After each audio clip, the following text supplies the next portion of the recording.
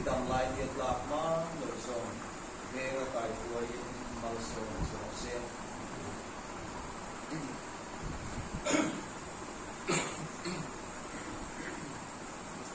nang lau ngai suwa hi nang ma siam tu kan yan de na le ata sa isu krista o kala kala le kalo ku che yan ka ku chuan hi amin ke sila idam lai ni ta ma lo zong ke kai tuai mal so se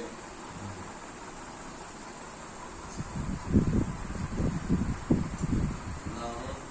lau wat sa hi nang ma siam tu kan yan de na le ata sa isu krista o kala la ni kalo ku che yan ka chu isu ma hi amin ke sila idam lai ni ta ma lo zong ke kai tuai mal so se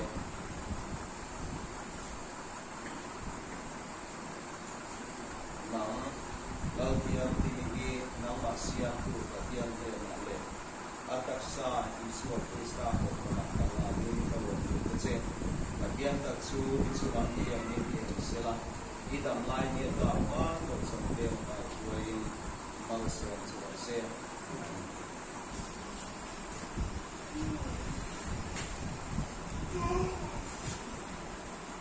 orang siap tu telah milih tunau deh, bandar kesuala, lau naik suadi, lau buat sega, lau tiang ini teh, anpai letak insang ne, orang ini siap nak ini kuya, lau siap tu sela, ituan antun manusia, lau ni sela,